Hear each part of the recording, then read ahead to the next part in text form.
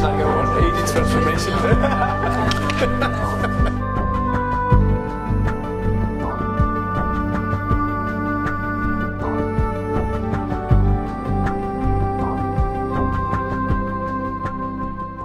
We use a couple of distinctions in this course, one called technical, one adaptive.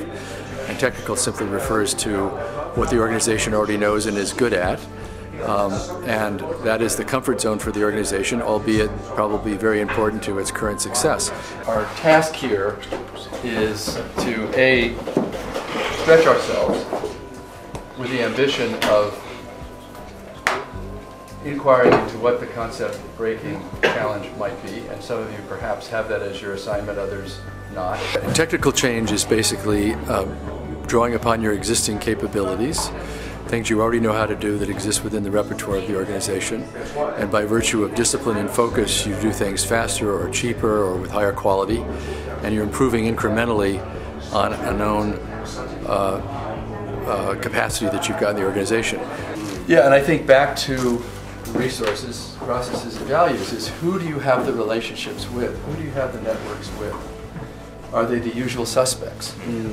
Adaptive change is where you may still need to do those essential former things that you've always been good at, but in addition there's some other capability that you don't have that needs to be created, and by definition you as the person in authority, as the leader of the organization, don't have the answer. And what makes adaptive work difficult is that you've got to draw on a community of people, your own employees, customers, suppliers, who, once they understand what the ambition is, start to get themselves engaged, get their heads in the game, to figure out piece by piece how to create that new capability that allows you to get to the new level. It challenges deeply held beliefs having to do with the core business. It evokes legitimate, competing perspectives about those things, resources, processes, values. Because when you're trying to walk and chew gum at the same time, the folks that are advocating the core business feel violated around their perspectives and their beliefs with respect to what you're tinkering with, potentially diluting.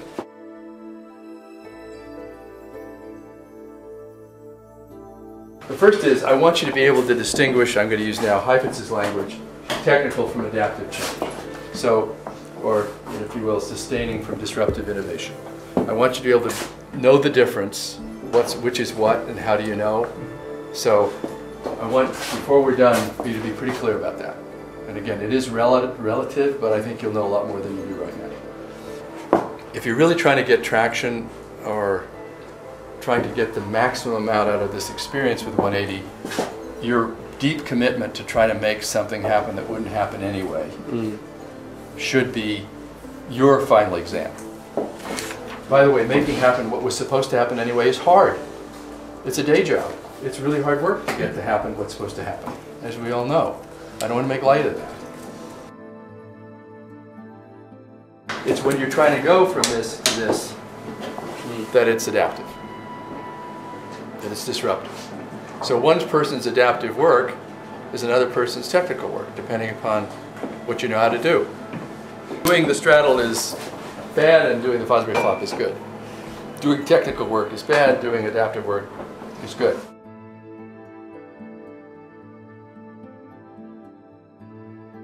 Doing technical work is bad, doing adaptive work is good. Wrong. Wrong. Absolutely wrong, Michael. I would say 80 to 90% of what organizations do and should do is technical work. That is where your bread and butter comes from. That is the core to your success. The idea here is as I think you see us doing with each person, is to get either a clear picture, and I thought the pictures we had helped us get our minds around the business context, and then the simple language that helps just focus the attention. Once you get it, it doesn't take more than a few minutes, but it's getting it, creating the aspiration or the threat. Putting words to framing the challenge is pretty hard. This framing, how important the framing is, because I'm a jump starter person, and if Torben tells me, hey, let's do this, and then we can save the world and we can affect the national agenda, and we can then say, oh yes, let's do it, and then we probably don't frame our challenges right, and we don't involve the right people at the right time. The challenge we have for people that are involved in innovation and entrepreneurial activities is that often their good ideas exceed the organization's capacity to absorb and make good use of their ideas.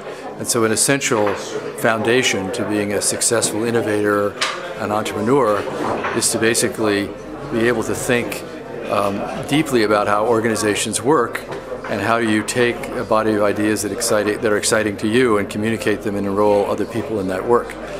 Is also to create the alignment in the team of what it's all about. So we all know exactly what the challenge is. Where do I want to go and where do I want to end? And that, I think, is important that we do in our everyday job. And a lot of times we get consumed with operational challenges, and we're not strategic enough. If you don't frame the challenge and you don't simultaneously think about that picture, you're leaping into action, kind of like Robert Kennedy, right? Without saying, who might we get on board to reinvent scientific education in Denmark? And you have to really maybe get beyond the usual suspects. The challenge is, if I think that my challenge is a technological or a financial or a strategical challenge, then I haven't hit the spot yet. Find partners and stay close to your opponents. You do not gain by not listening to the people who are going to shoot at you. I love every time it's a canvas, and what's the challenge? Okay, the challenge, the question. Like my CEO says, you have the soul of an artist, don't ever lose it. Now, here's my experience. Whether you're dealing with 5 people or 50 people or 200 people, when you're trying to, as most of you are, engage a group of people in something that's hard, something that's adaptive, what usually is happening inside their head as they hear you so-called frame the challenge is they're thinking, yes, but if you only knew how they measure me, about my job description, about how many bosses I've had, about blah, blah, blah, blah, that I can't really get very excited about this, even though I understand it's a good thing to do, because. And what you need to, I think, tackle to have an authentic conversation about an adaptive challenge is what's the organizational reality we're all embedded in? What are we living in here? Honestly, that is what we are. How do the gears mesh?